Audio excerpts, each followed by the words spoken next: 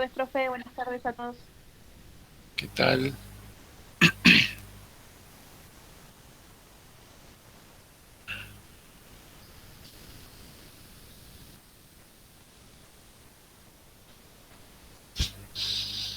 Bien, empezando la semana.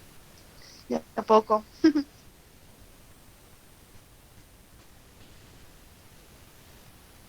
Hola, Hola, hola a todos. ¿qué tal? Cómo se la están viendo con los textos nuevos o raros en relación con las líneas de la facultad?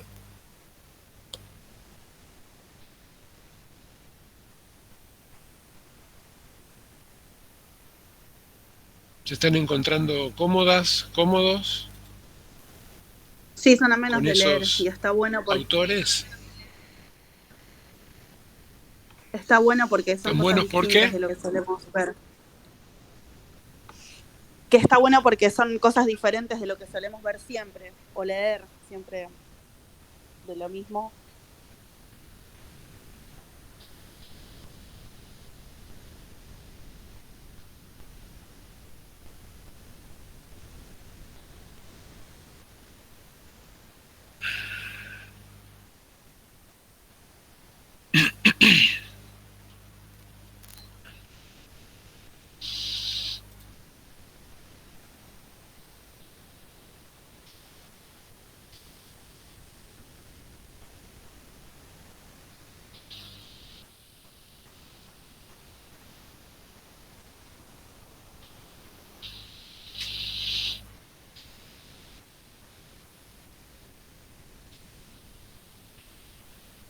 Bueno, yo diría de ir prendiendo el fuego. No vamos a poner el asado todavía, ¿sí? Pero prendamos el fuego por lo menos. Este, yo les había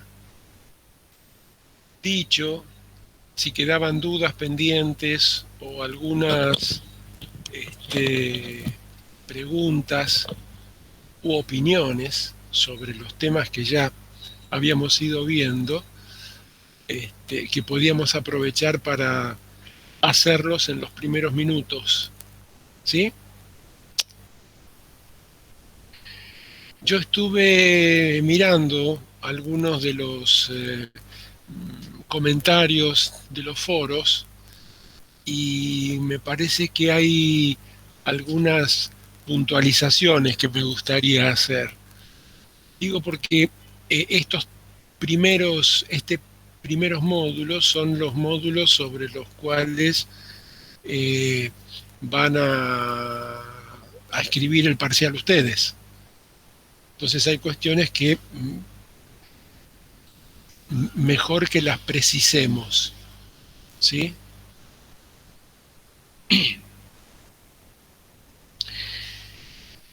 En relación con el paradigma hermenéutico crítico,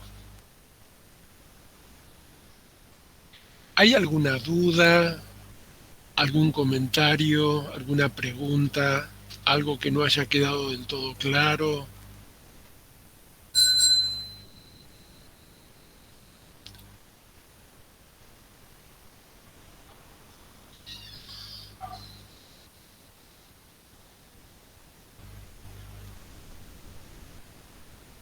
¿No? ¿Está todo clarísimo? ¿Sí?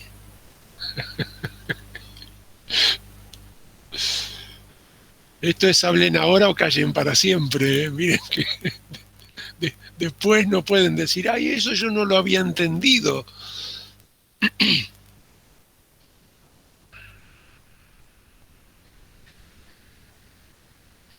En principio, lo central del paradigma hermenéutico crítico es que plantea la cuestión de las determinaciones sociales, de la determinación social de la salud.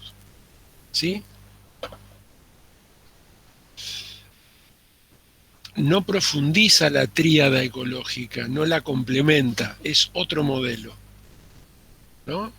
La tríada agente, huésped, medio ambiente. Lo que está planteando es otro modelo de pensar la salud.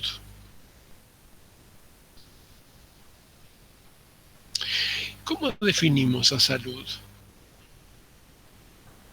Cuando hablamos de meternos con las representaciones sociales y que en las intervenciones que hacemos, en las intervenciones grupales, comunitarias, trabajamos con representaciones sociales. Si trabajamos en el consultorio, también trabajamos con representaciones sociales, ¿no? ¿Cuál es la representación que tenemos de salud? ¿Cómo definen salud?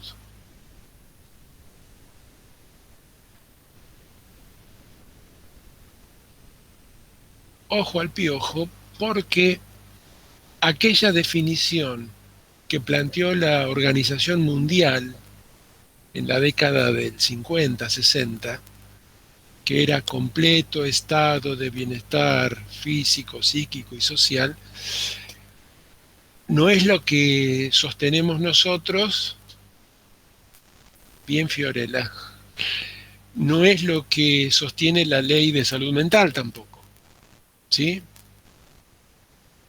Cuando dice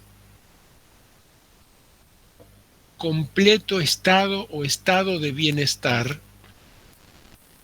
está definiendo a la salud como un estado, ¿sí? Hola Sabrina, buenas tardes.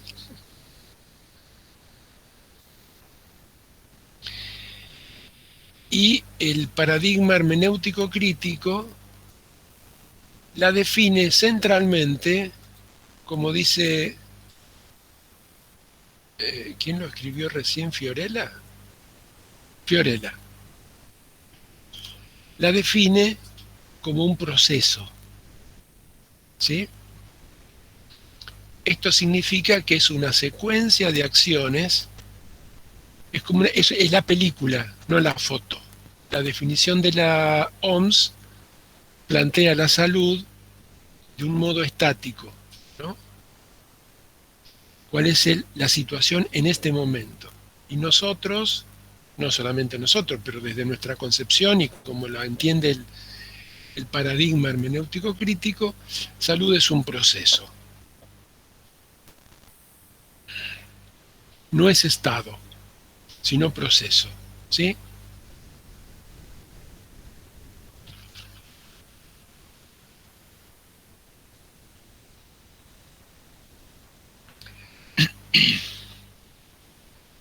El paradigma de la complejidad aporta al hermenéutico crítico, ¿sí? Es un paradigma que viene del campo de la filosofía, aporta al paradigma hermenéutico crítico. Desde este punto de vista, el hermenéutico crítico supone la interdisciplina, porque en tanto considera todas las cuestiones que están vinculadas con el proceso de salud, enfermedad, cuidado, todas estas dimensiones requieren de los puntos de vista y de las perspectivas de distintas disciplinas para poder ser abordados en su complejidad.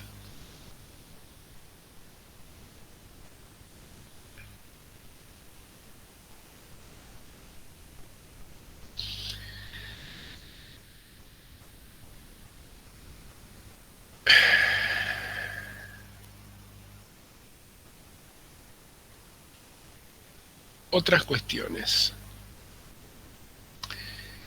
Las condiciones materiales de existencia o los determinantes sociales de la salud no alteran la salud, la condicionan o la determinan, ¿sí? Hablar de alteración les da a las condiciones materiales de existencia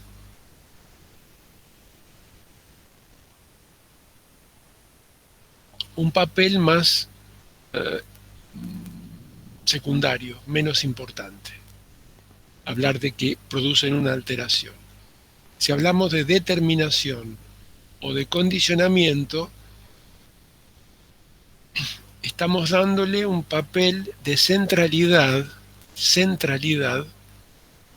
en el proceso de salud, enfermedad, atención, cuidado.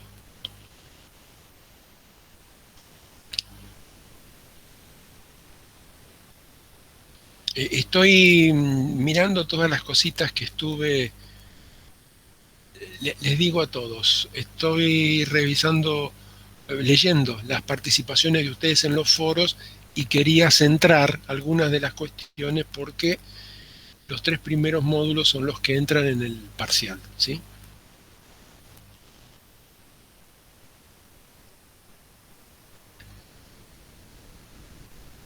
La mayoría de los conceptos con los que trabajamos en la materia son conceptos relacionales. Con esto lo que queremos decir es que siempre tratamos de establecer la relación que se establece entre los fenómenos, entre las personas y las instituciones, entre las instituciones y las leyes, entre los grupos sociales, entre las clases sociales, entre las etnias, entre las edades. Los conceptos son relacionales. En el mismo sentido que decíamos salud como proceso, es decir, en una cuestión dinámica, no estática, lo mismo pensamos de los conceptos que utilizamos.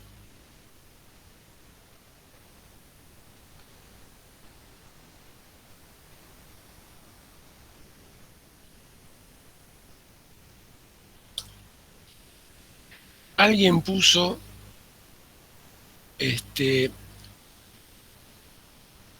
relación a las personas en el lugar social en la cual se encuentra inserto, ¿sí? Pero puso inserto con C.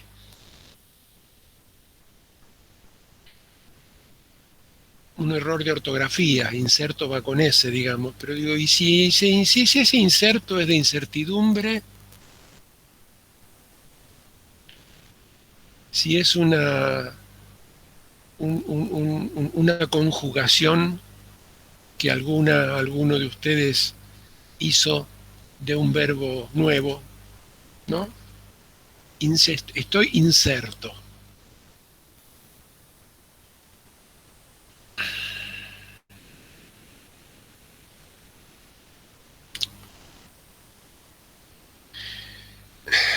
Algunas pusieron el coronavirus como estigma, ¿sí? El estigma del coronavirus. ¿Qué es un estigma?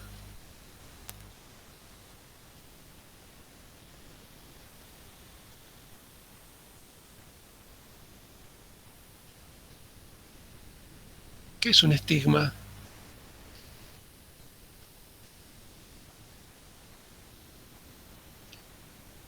Una marca. ¿Puede ser un concepto que tenga más que ver con lo religioso? Tiene 2 acepciones, estigma. Una es las heridas que semejan las que tuvo Cristo en la cruz, ¿no? Las marcas. Pero hay otra que es previa a esa, que son las marcas en el cuerpo hechas especialmente con un hierro al rojo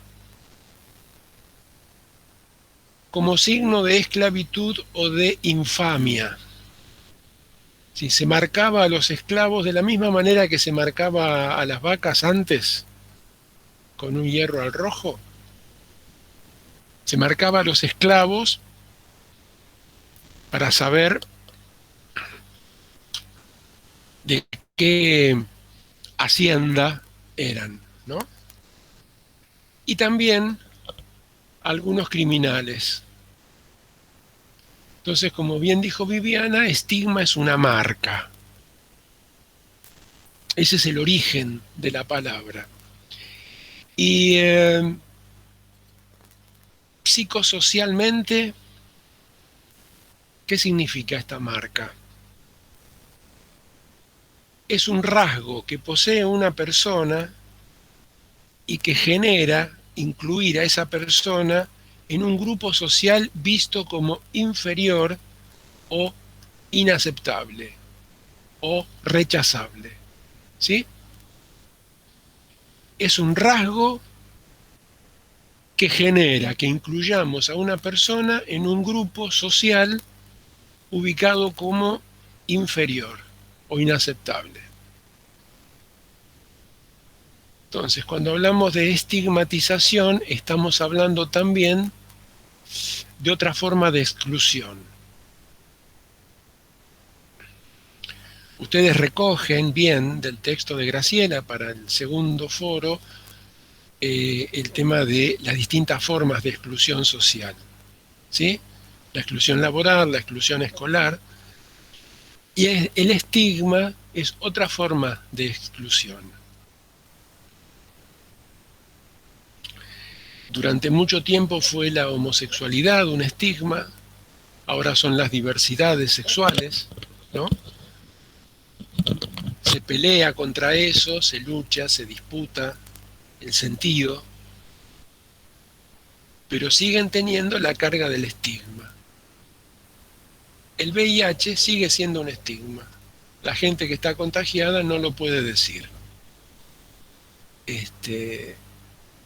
Porque el hecho de decirlo plantea una marginación.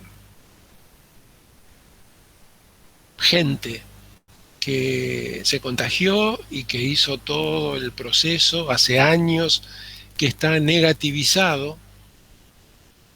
Los antirretrovirales es la medicación que toman para combatir el efecto del virus, la acción del virus, y se considera negativizado cuando la carga viral no se detecta por ninguno de los estudios que hay hoy en los laboratorios.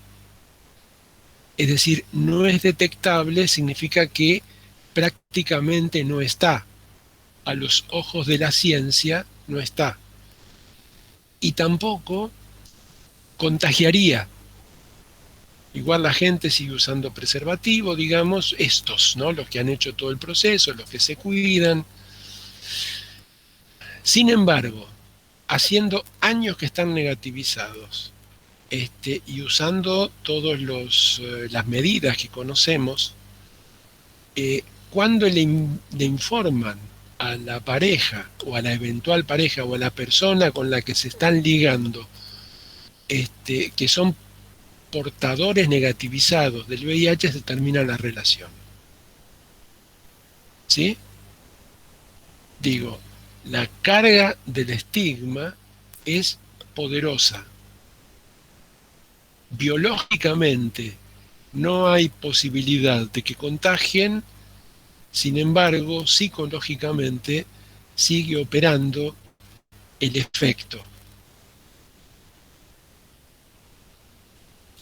Por eso incluimos estas cuestiones, las cuestiones del estigma, como otras formas también de la exclusión, ¿sí?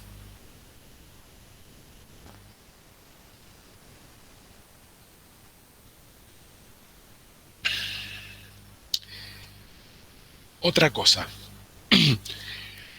Algunos hablaron de que estamos inmersos en la sociedad. ¿De qué otra forma podemos decirlo? Estamos atravesados, estamos determinados, porque a mí inmerso me suena que alguien que se tapa la nariz y se tira una pileta, ¿no?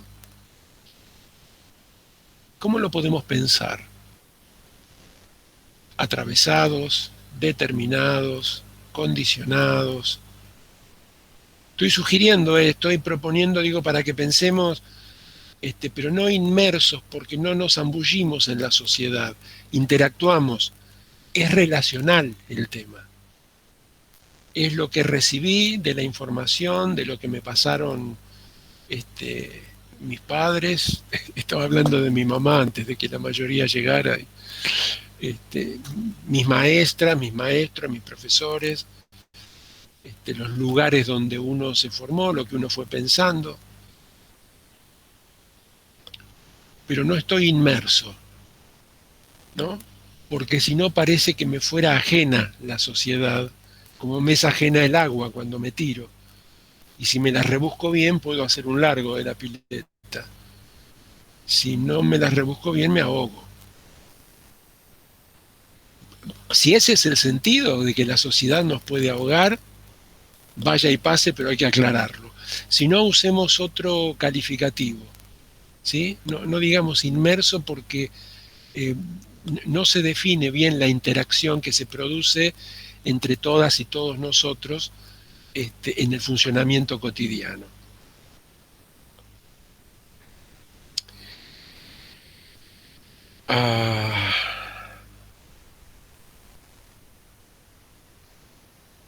Otra más.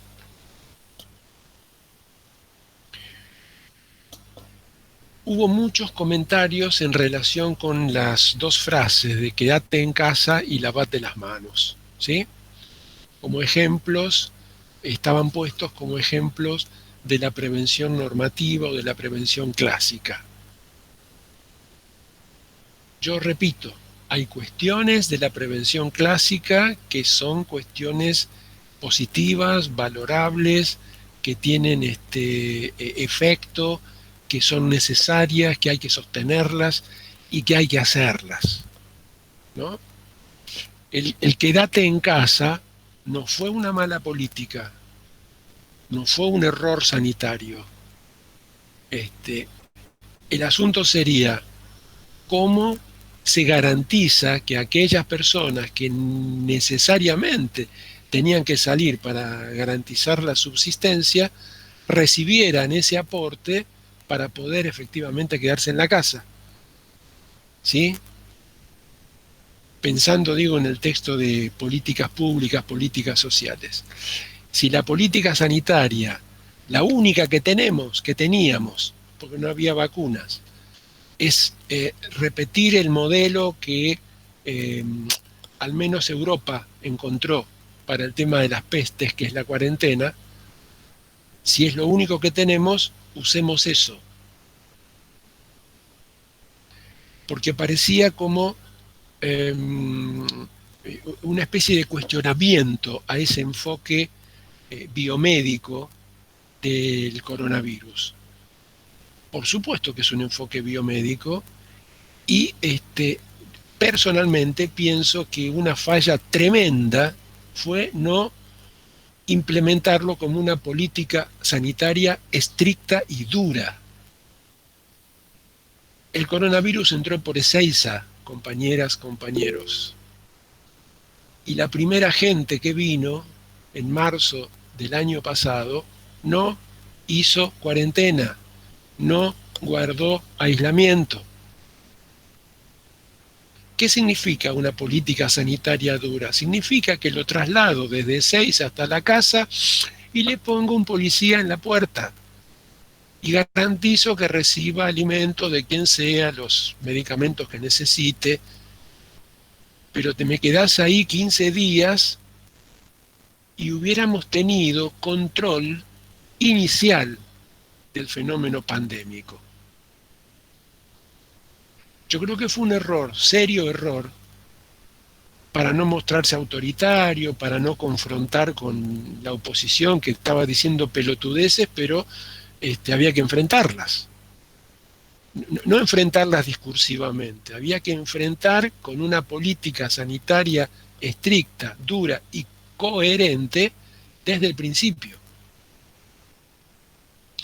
Y las personas que llegaron, que llamaron al personal doméstico para que fuera a limpiar, expandió hacia las villas.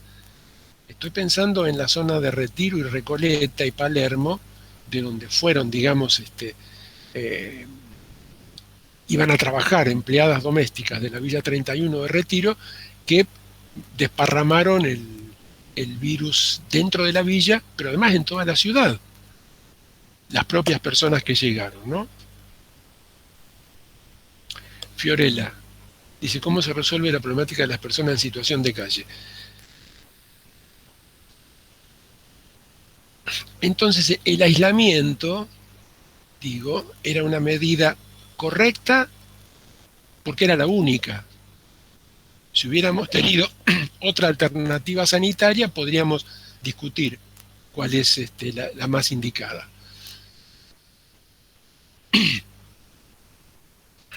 Bien, digo esto porque el quédate en casa y el lavate las manos, ustedes los puntúan como los únicos, la única política sanitaria que se implementó desde una perspectiva de agente huésped, de una visión epidemiológica, uno diría antigua o clásica, y es verdad, pero era la única que había. Yo digo, había que hacer eso y garantizarlo, ¿no?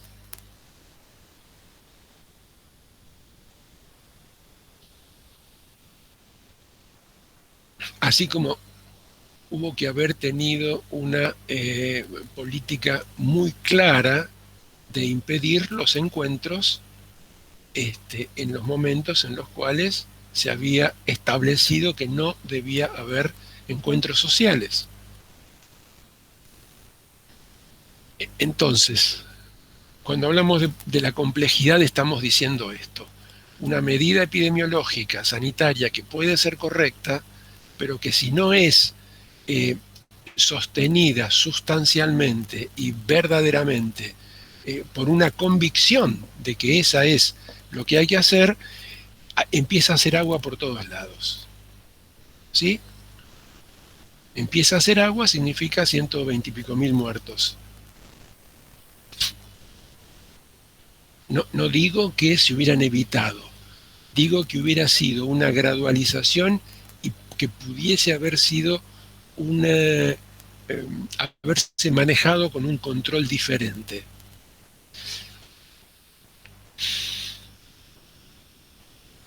Lo que pasa es que un poco lo que decías hace un rato, yo estoy de acuerdo, por ahí no estoy de acuerdo, pero bueno, estamos así como hace un rato marcabas esto de estamos determinados, condicionados. Bueno, hacer política en estos tiempos, le parecería que la única exclusividad o lo único que realmente hay certeza y convicción es que se hace muy difícil, digamos que tenés que estar más tratando de negociar o de buscar la manera de cómo hacer para no perder cierta credibilidad o cierta valoración, que más por la convicción de lo que debería hacer. Yo seguramente creo que este gobierno tenía la intención de hacer muchas de las cosas que está usted ahora en este momento marcando. Sin embargo, también que ante la oposición feroz, digamos, ¿no? con la que nos encontramos, que obviamente que también te determina, también impone la agenda, genera un clima social, desestabiliza. Entonces, me parece que acá lo que ya estamos hablando de otra cosa, que digamos que va más allá de las decisiones meramente epidemiológicas o que corresponden con el hecho concreto de la sanidad, a decisiones que tienen un marco político y responden siempre, digamos, condicionados y tratando de como no ahogarse del todo, de estar más o menos en la superficie y tratar de hacer lo mejor posible dentro de ese condicionante porque parecería como que te se han puesto esto de este poder, digamos, con el que se enfrenta, parece que te pisa, ¿viste? No, tiene una llegada que es feroz, es terrible. Me parece como que se hace casi, ¿viste? Muy difícil poder manejar, ¿no? Tener cierto roce ahí, cierto tacto, esto de como muñequear esas situaciones, ¿no? Digo. Bien. Eduardo introduce un tema de realpolitik. ¿Qué opináis? No, lo que quiero decir, disculpame. No es peyorativo, digo, es política real lo que estás poniendo vos sobre la mesa y digo, invito a que opinemos sobre esto. Yo lo que quiero decir, que si bien es política, digamos, como que se hace muy difícil hablar en términos tan específicos sin contextualizarlo. Me parece, eso es lo que se me hace muy difícil a mí. Porque yo estoy de acuerdo con todo lo que estás planteando y a su vez me imagino que un sector de la política, o al menos estaba en la misma línea. Pero bueno, ¿cómo se hace para abordar una temática en la cual está atravesada por un contexto que te determina? Entonces digo, bueno, ¿cómo hacemos para encarar este tema que está planteando sobre la sanidad y sobre la prevención y no contextualizarlo en esto, ¿no? Obviamente que es político, sí, es inevitable, es terrible, ¿no? Porque la política es la peor, porque ni siquiera es la política constructiva, no es la política es la política del poder, del poder con beneficio de intereses propios, digamos, más allá del pueblo. De acuerdo. ¿Qué piensan, compañeras, compañeros?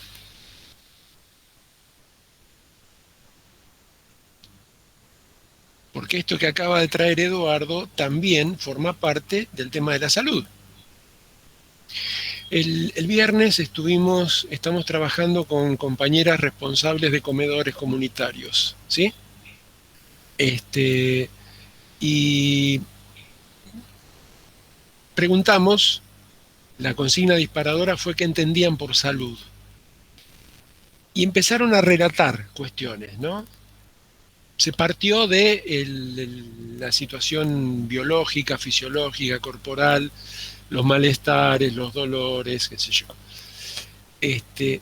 Después se habló del trabajo, de la cantidad de horas o de la desocupación o de las tensiones que provocaba el trabajo.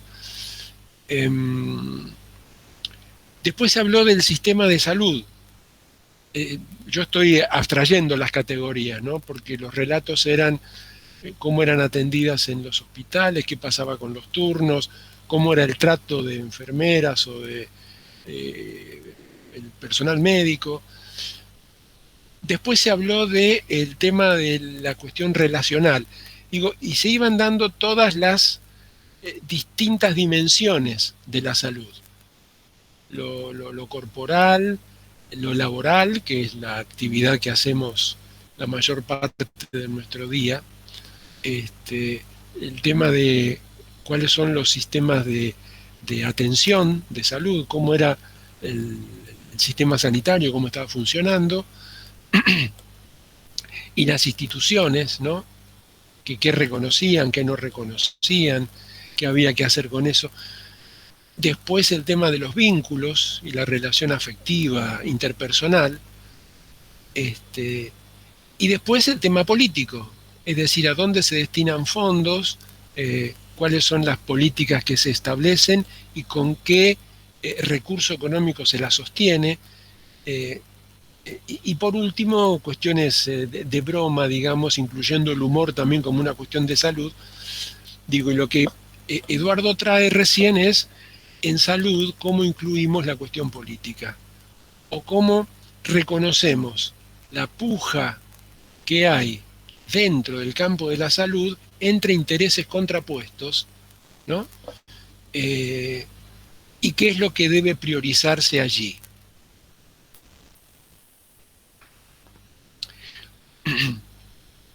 Personalmente yo entiendo que es cierto que la oposición es descarada, es salvaje, es irracional.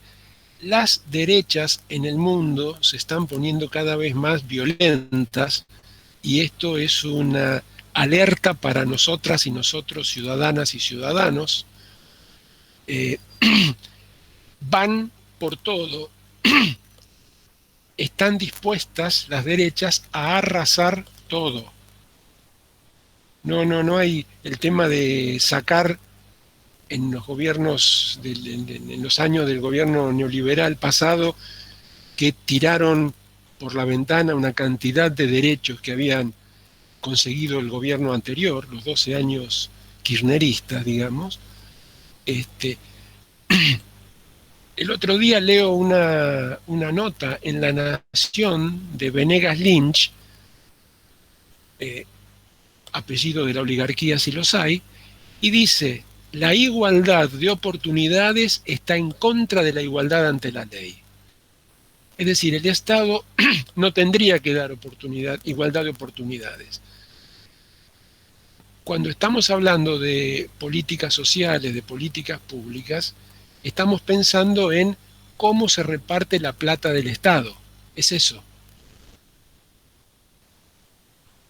Y conseguir que vengan partidas importantes del dinero del presupuesto nacional para salud, para educación, para seguridad social, para las jubilaciones, para vivienda, para proyectos donde ustedes, cuando se reciban, van a poder trabajar. El gobierno de Macri, claro.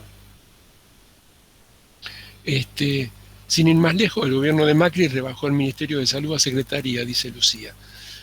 Digo, también es una consideración que tenemos que tener y tomar en cuenta que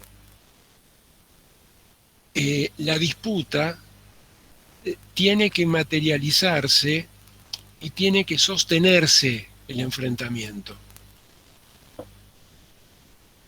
¿Qué quiero decir con esto?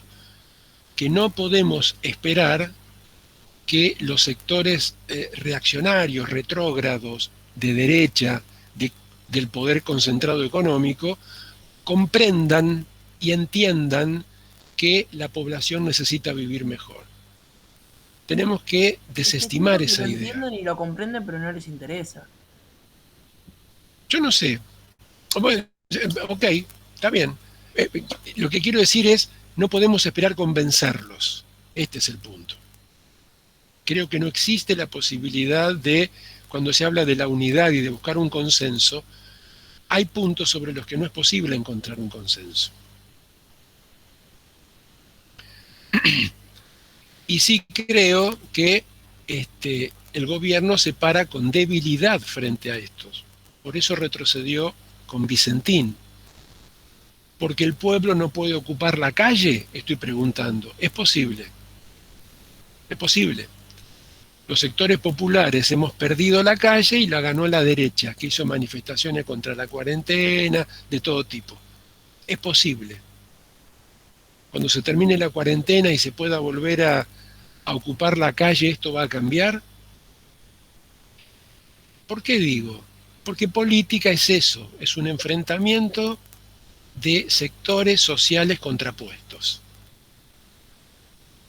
Y las políticas sociales pueden ampliar su margen de beneficios si hay una presión y una acumulación de fuerza de los sectores populares para conseguir esa cantidad de recursos del Tesoro Nacional. La Ley Nacional de Salud Mental, que tiene 10 años de haberse votado y que propugna una cantidad de dispositivos alternativos al hospital psiquiátrico, todavía no puede ser implementada. Todavía no tiene recursos que permitan abrir casas de medio camino, hospitales de día, talleres, equipos de intervención en crisis, equipos de seguimiento a la externación. ¿Qué es? Plata puesta en eso, ¿sí?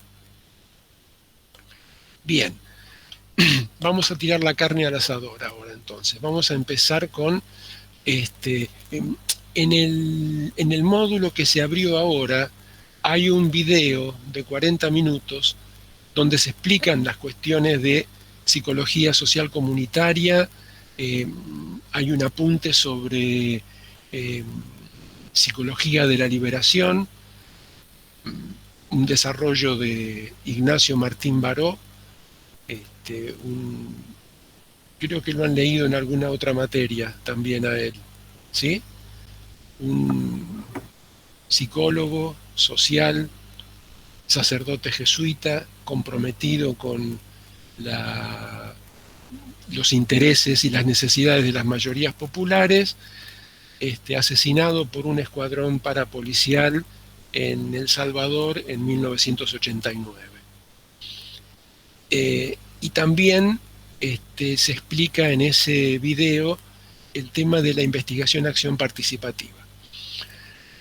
Vamos a comentar sobre las intervenciones sociales comunitarias desde el punto de vista de la prevención crítica.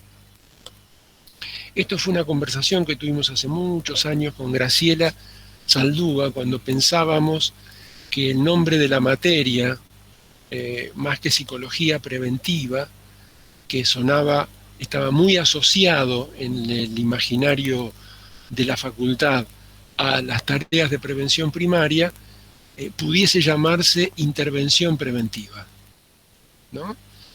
La idea de intervención es más propia de aquellas cuestiones que como nosotros queremos pensar el paradigma de la prevención crítica y también la perspectiva desde la cual llevar adelante las tareas en los espacios social comunitarios, ¿no? En los barrios, en los sindicatos, en las escuelas, en el espacio sanitario, en los diferentes lugares laborales en los cuales creemos que podemos intervenir. ¿Qué significa intervenir? Palabra que también está formada con, digamos, anteponiéndole un adverbio a venir, ¿no? Así como prevenir. Advenir, convenir, sobrevenir. Intervenir es aquello que irrumpe en dos formas, entre tiempos o entre espacios, ¿no? Es una participación de un equipo o de profesionales o de trabajadores, trabajadoras de la salud en un determinado ámbito con la intención de producir alguna transformación.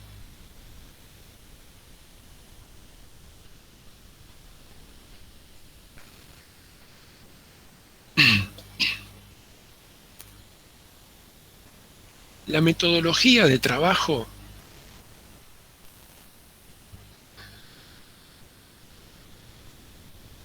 es la investigación-acción participativa. La idea de investigación-acción la definió Kurt Lewin, un teórico de grupos, lo deben haber visto en grupos probablemente, en la década del 40 en Estados Unidos, como un modelo de investigación en psicología que era también no una cuestión de laboratorio, sino en el territorio, con el grupo o con la comunidad con la cual estaba trabajando, registrando la tarea de un proceso, ¿no? A eso Falsborda, en finales de la década del 50, en la década del 60, le agrega el tema de participativo. ¿Qué es la investigación-acción participativa? La IAP. Falsborda la propone a raíz de es un sociólogo colombiano, ¿no? Una intervención con campesinos en una zona rural de Colombia. La IAP establece como principio la reflexión sobre diferentes prácticas por parte de los grupos sociales, la generación de nuevos conocimientos y la adquisición de un nuevo estatus tanto del investigador como del grupo investigado, ya que se asume la capacidad de las dos partes para generar conocimiento, generar y compartir conocimiento. Toma como voces privilegiadas a los propios sujetos de la investigación y lleva la intención de modificar prácticas en beneficio de las colectividades. Aquello que José Blecher había dicho, el psicólogo, pensar la psicología como agente de transformación social, agente de cambio, es lo que Falsborda propone también. Se pretenden alcanzar objetivos inmediatos y también satisfactores a largo plazo. Implica buscar resolver problemas con la intervención de los participantes, ¿no? ¿Qué entendemos por participación?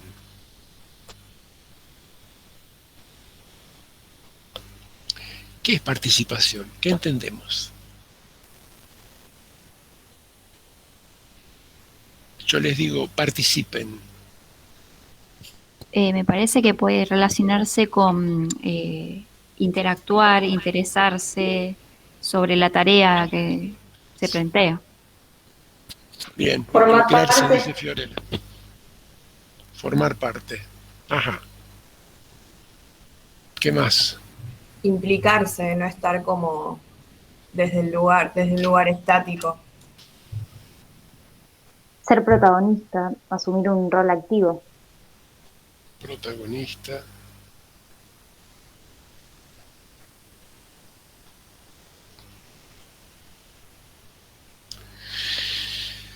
Teresa Sirvent, María Teresa Sirvent, una doctora en ciencias de la educación, trabajó mucho el tema de participación y ella hace una distinción entre participación real y participación simbólica. Participación simbólica es aquella donde uno tiene cierto protagonismo, se implica, es parte, se involucra, pero no decide. La participación real, dice Sirvent, es aquella donde la decisión está en el grupo. El grupo tiene la capacidad de decidir. ¿Sí? En el Mayo francés, que se pintaban hermosas consignas en las paredes, ustedes deben conocer un montón de ellas, como que la barricada cierra la calle pero abre el camino, por ejemplo, habían pintado, yo participo, tú participas, él participa, nosotros participamos, vosotros participáis, ellos deciden. La decisión es central para definir un proceso de participación. Y esto incluye la construcción del problema, la planificación de la intervención, llevar adelante buena parte de las actividades, la discusión sobre la asignación de recursos y la evaluación de la intervención.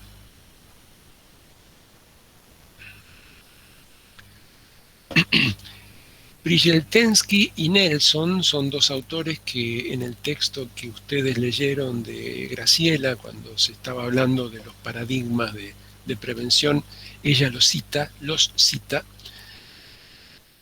conceptualizan la investigación-acción participativa como un proceso por el cual miembros de un grupo o de una comunidad oprimida colectan y analizan información y actúan sobre sus problemas con el propósito de encontrarle solución y promover transformaciones políticas y sociales.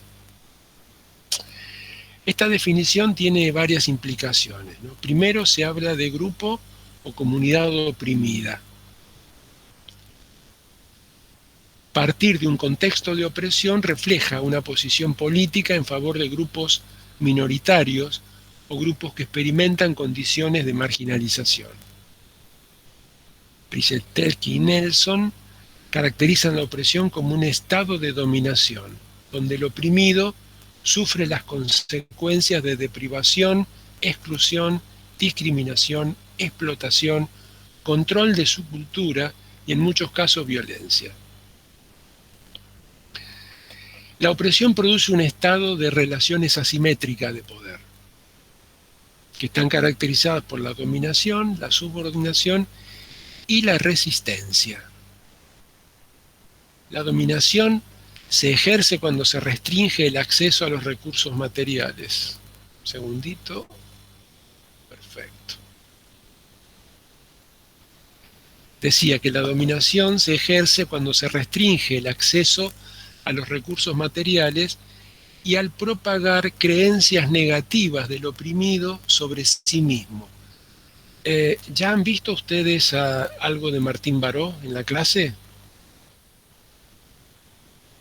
¿No? No, profe, todavía no. Todavía no, perfecto.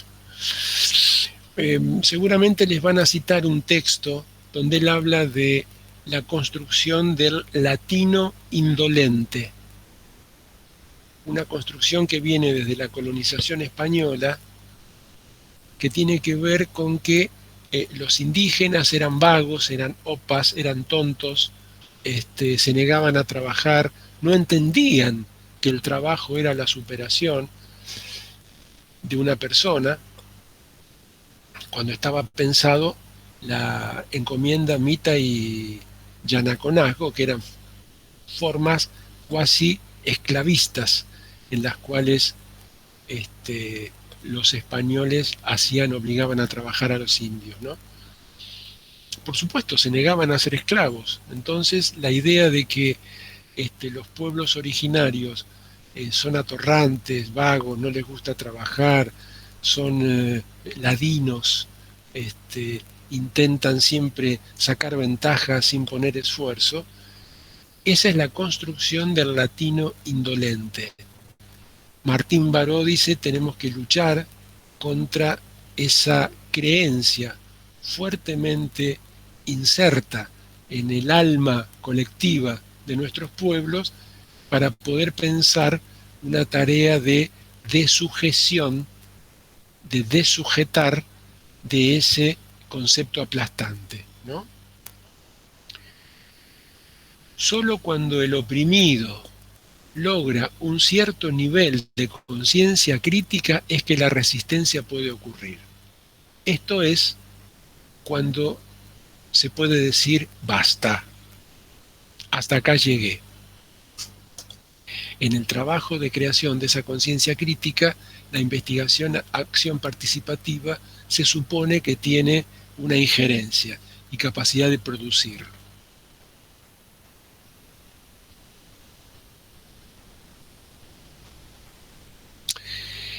Las personas que participan desde la IAP o utilizando metodología de IAP, independientemente de su grado de educación y posición social, contribuyen en forma activa al proceso de investigación. Esta posición es influenciada por la pedagogía del oprimido, que la planteó Paulo Freire, ¿no? Entre paréntesis, el viernes, no sé si participaron ustedes, estuvieron presentes en el homenaje que se hizo al centenario del nacimiento de Freire. Está en YouTube, quedó grabado el encuentro, y allí está María Teresa Sirvent, justamente. Entonces, la investigación enfocada desde este punto de vista genera acciones para transformar la realidad social de las personas involucradas. Esta posición cuestiona a la investigación científica tradicional y postula el valor práctico del trabajo de investigación-acción con grupos o comunidades sociales. Bueno, yo dije que ya se había originado en el trabajo de Curlewin, década del 40, que fue el que propuso primero el nexo entre investigación y acción, ¿no? Influenciado en principio por sus observaciones de comunidades y grupos religiosos en los Estados Unidos, donde él veía que se desplegaba un gran espíritu de interayuda en el proceso de solucionar los problemas y atender las necesidades de los miembros de la comunidad, que había una vida comunitaria muy intensa, década del 40, ¿sí?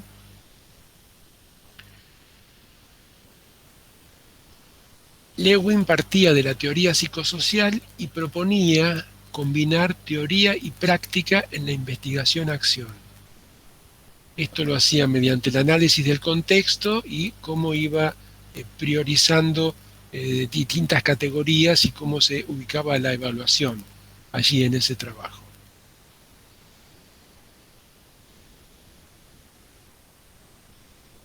Más tarde, Falsborda, fines de la década del 60, proponen crear un centro de investigación y acción social que dio lugar a la formulación de la IAP, como se la conoce hoy. El método estaba basado en la inserción del investigador en la comunidad, el análisis de las condiciones históricas y la estructura social de la comunidad el desarrollo del nivel de conciencia de los miembros de la comunidad y el desarrollo de organizaciones políticas y grupos de acción. Es lo que ellos llamaron la sociología militante.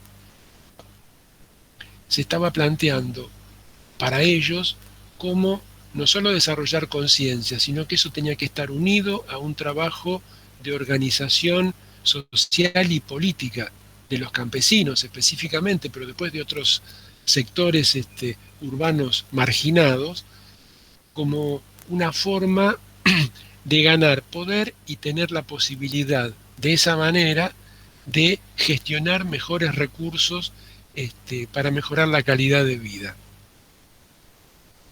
Siempre era esto, identificar un problema, el compromiso de la comunidad o del grupo con el asumir ese problema y para la búsqueda de la solución.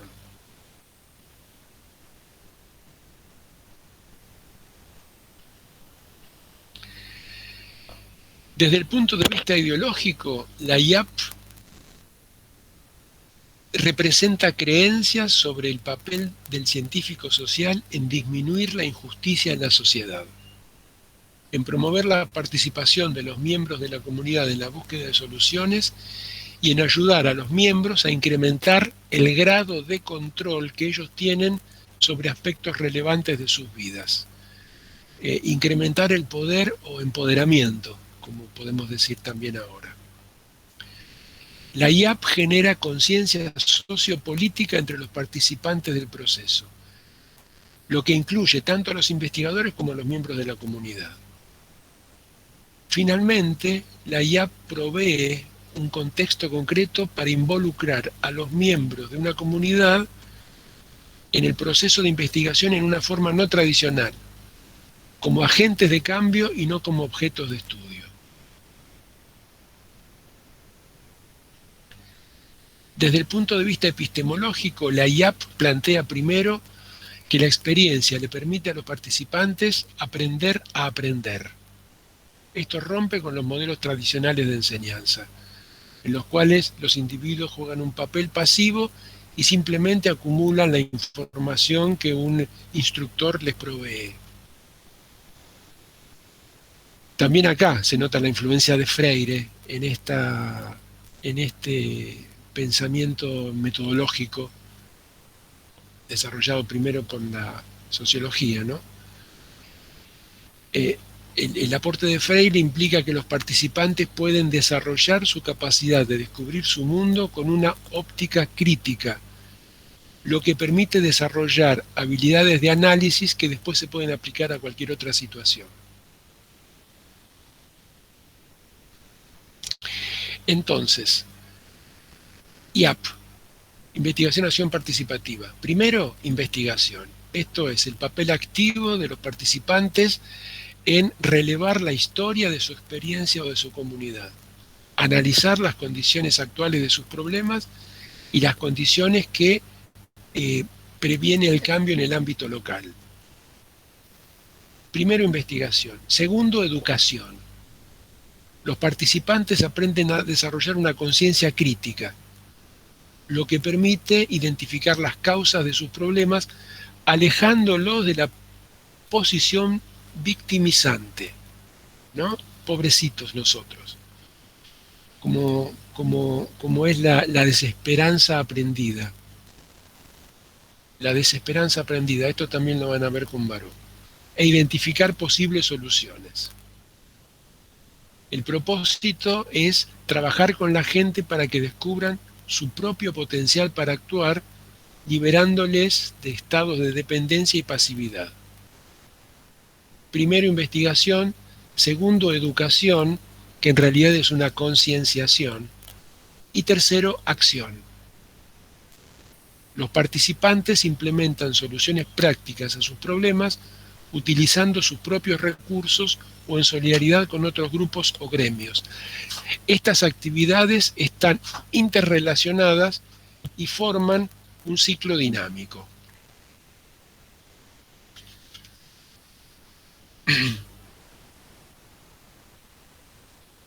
Paulo Freire dijo: yo no me concientizo para luchar. Luchando me concientizo.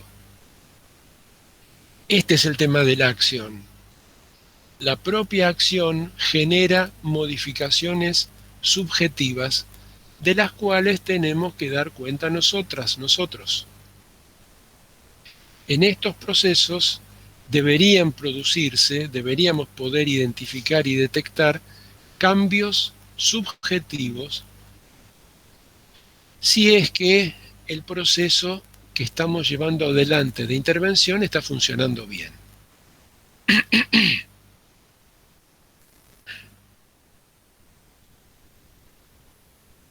No, Francisco pide un PowerPoint. No, pero puedo pasarles después les dejo hugoleale@gmail.com, me piden y les paso la síntesis de la IAP. ¿Sí?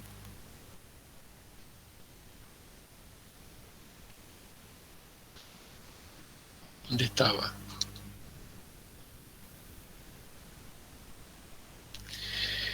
En una intervención que se hace con compañeras trabajadoras ferroviarias sobre prevención de violencias de género, que se parten de los relatos de sus propias experiencias y de un trabajo grupal donde estas experiencias se comparten y se reflexionan entre todas y hay un aporte de la información del marco legal que regula hoy las violencias, todas las formas de violencia contra la mujer, y en el desarrollo de actividades donde se construye en un aparte del sector sindical, del local sindical, un espacio para que quede como exclusivo lugar de reunión de las mujeres, que se llama La Casa que Abraza.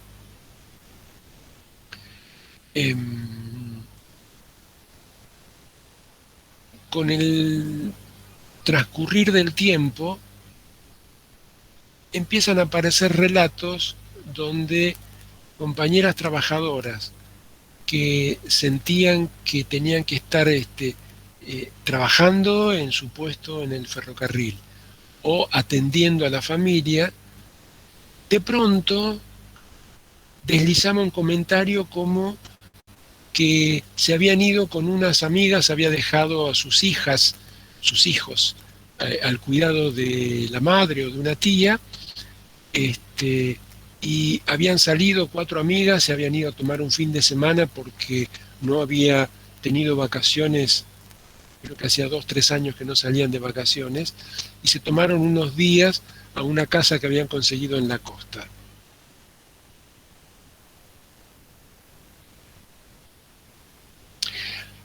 Camila contesta del PowerPoint, pero lo que está pidiendo Francisco es lo que yo acabo de decir, Camila, y eso no está en el PowerPoint. Bien. Ese comentario. Ahora nos fuimos de vacaciones donde ella no estaba como trabajadora, no estaba como mamá, sino que estaba como mujer, recuperando algo de su ser, digamos, de su ser persona, de su ser, de su subjetividad, que no estaba restringida a la esfera laboral o a la esfera familiar. Ese es un indicador de cambio psicológico. Implica también una modificación en cuanto a conciencia crítica de poder empoderarse de aspectos de su vida que habían quedado subsumidos u ocultos, aplastados por los mandatos patriarcales y del sistema social de sos trabajadora y sos madre, por ejemplo.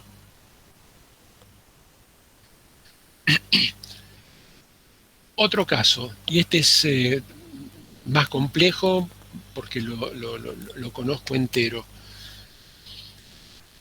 Estoy hablando de la década del 80, de una institución que se proponía como recién recuperar la democracia. El radicalismo había armado una fundación para dedicarse al problema de drogas. Tenían referencias de que en el barrio Rivadavia, un barrio que había construido el Instituto Municipal de la Vivienda en la zona del Bajo Flores, había mucha droga. Entonces van a hacer una intervención allí, una socióloga, un psicólogo, una trabajadora social. La puntera radical del barrio hace una reunión en su casa, van unas 14, 15 vecinas, mujeres. Se presenta el equipo, les dicen que van a hacer un trabajo para prevención de drogas, porque les había llegado a ellas por vía de la puntera que había mucho consumo y venta de drogas en la zona. Bueno, qué bárbaro, qué bien, qué sé yo, cada una se presenta, bla, bla, bla, bla, bla, quedan en una próxima reunión. Segunda reunión, vienen unas 11 vecinas. Bueno, se empieza a ver y tratar de identificar los lugares, quiénes son los que consumen, si había individualizado alguno de los vendedores, de los pibes que vendían drogas. Se empieza a pensar, a ver, tratar de hacer un mapa de por dónde circulaba la droga, que en ese momento era básicamente la marihuana, ¿no? La cocaína recién estaba empezando. Estoy hablando de la década del 80, segunda mitad de la década del 80.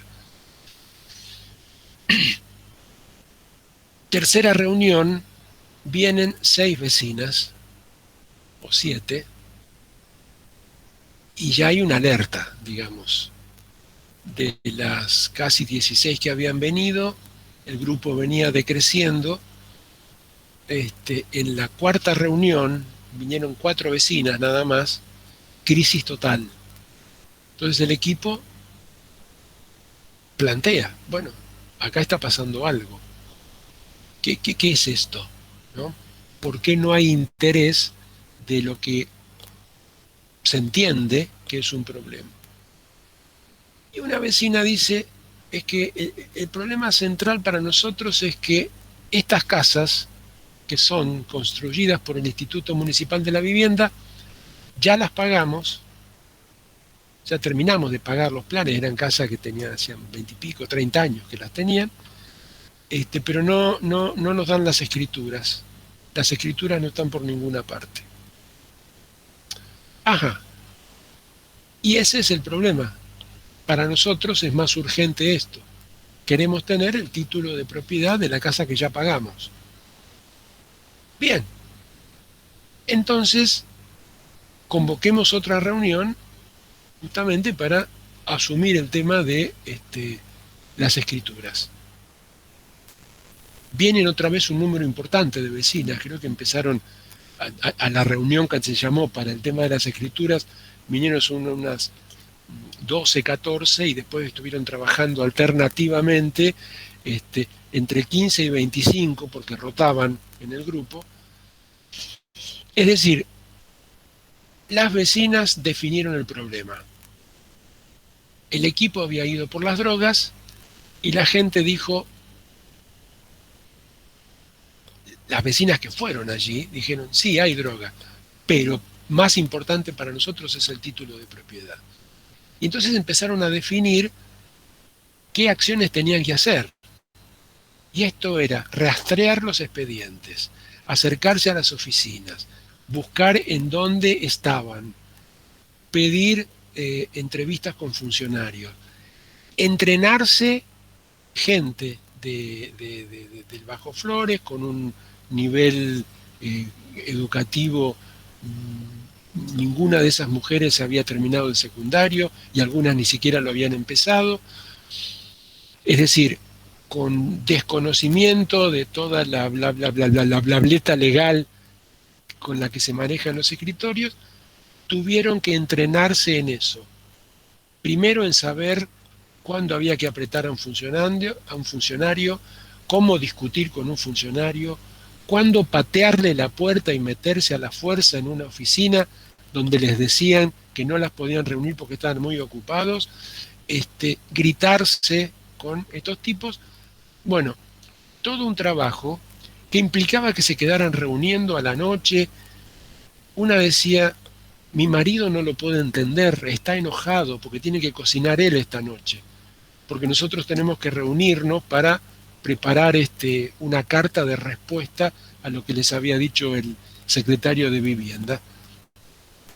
Entonces, toda la acción que tuvieron que llevar adelante, la encabezaron ellas con el apoyo, digamos, el equipo armado por el psicólogo, la trabajadora social y la socióloga, obviamente que aportaron los conocimientos, cómo redactar un oficio judicial, de qué manera presentarle la nota a los funcionarios, pero el proceso lo llevaron adelante ellas.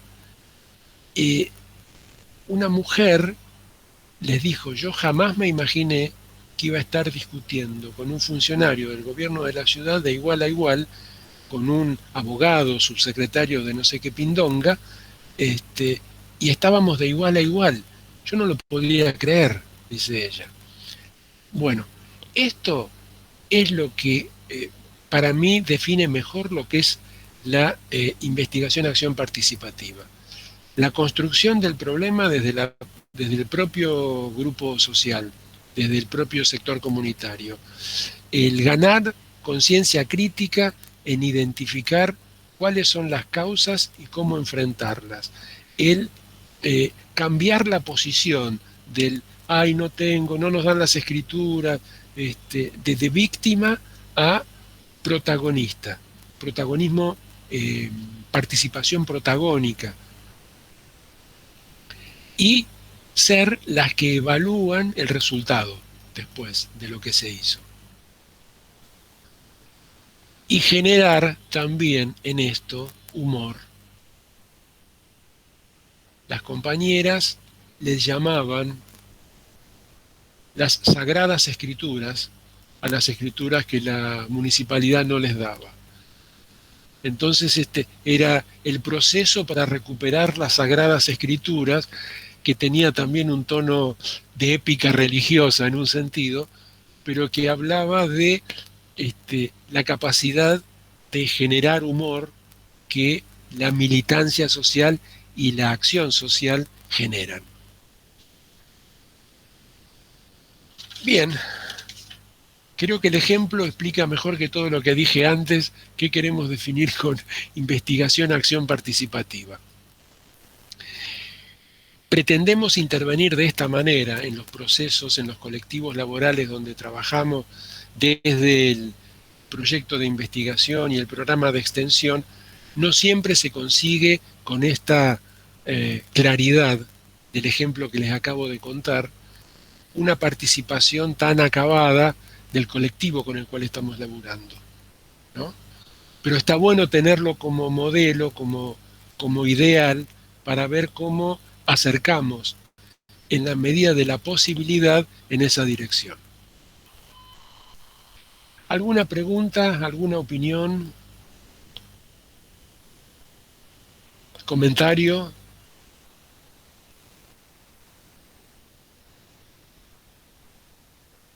Súper claro, profe. Muy claro.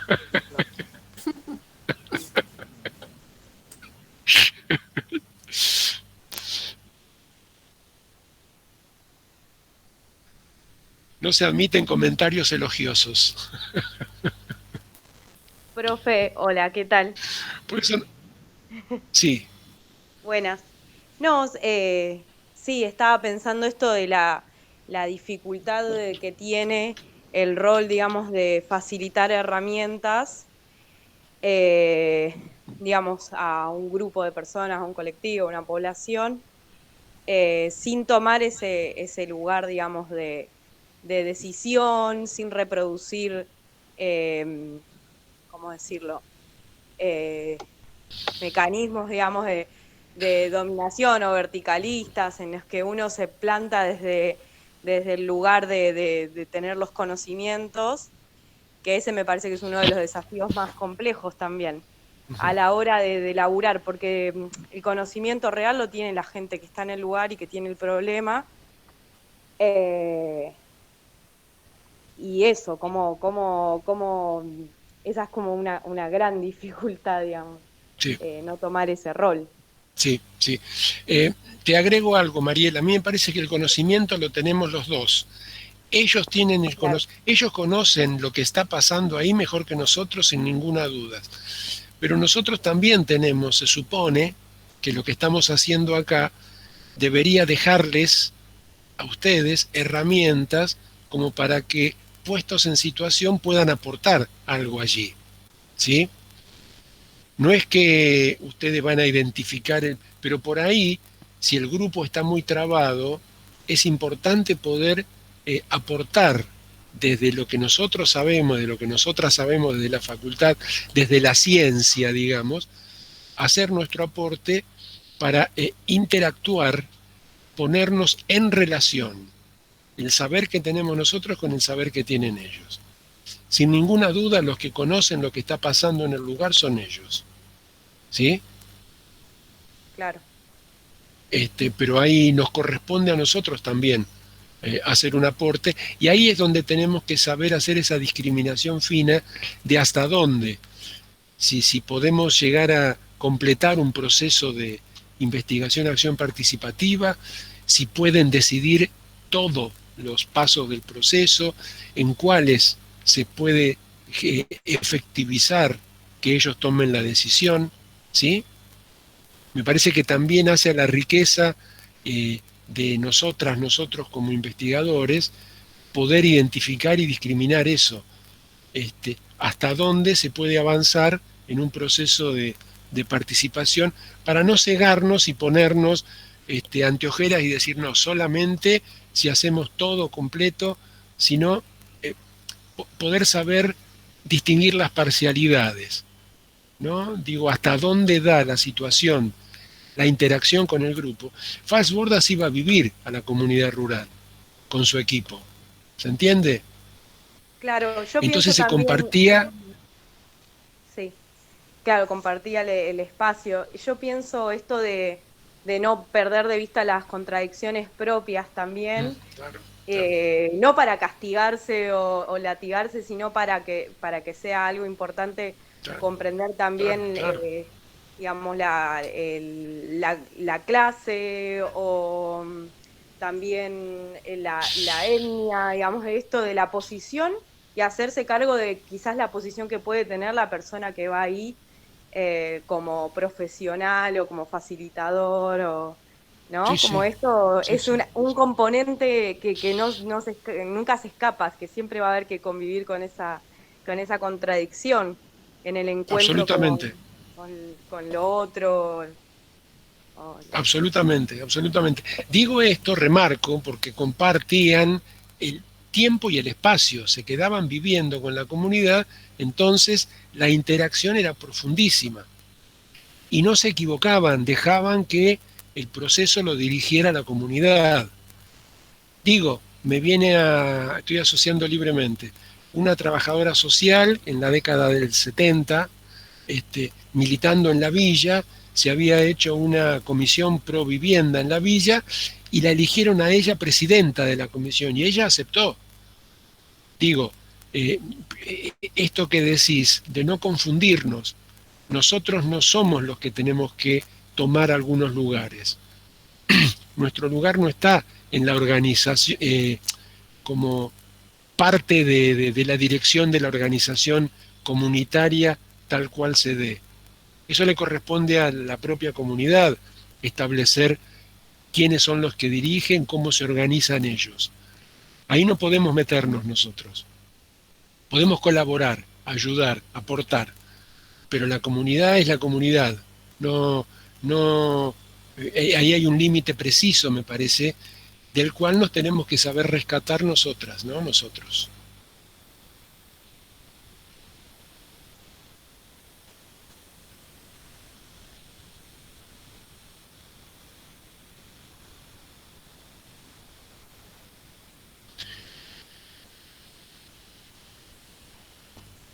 ¿No más comentarios? Sí, yo iba a decir que es muy lindo el ejemplo que das, porque es como una puerta de entrada en el sentido de que vulnerabilidad y autonomía son como caras de la misma moneda, ¿no? Entonces, tal vez en otras, si surge alguna otra situación en la que estas personas tengan que hacer valer sus derechos, ahora capaz lo hagan de una manera diferente a la que lo estaban haciendo antes, y en ese sentido es transformador y está muy bueno. También cómo se va trabajando sobre otros aspectos y en tanto se van empoderando, se ven en situaciones diferentes, la subjetividad se va modificando, ¿no? Ajá. Eso es así. Una persona que estaba sometida y que pensaba que no tenía derechos, cuando reconoce y se apropia del derecho, cambió la persona. Cambió la persona. Es otra, la subjetividad se ha modificado allí. Por eso cuando hablamos de salud mental y hablamos de organización y de participación y de ciudadanía y de concienciación, estamos hablando de estas cosas. Estamos hablando de que la salud mental se nutre de estas cuestiones y necesita romper la creencia que las clases dominantes han puesto en las clases oprimidas. Ese es un trabajo que también nos compete a nosotras y a nosotros.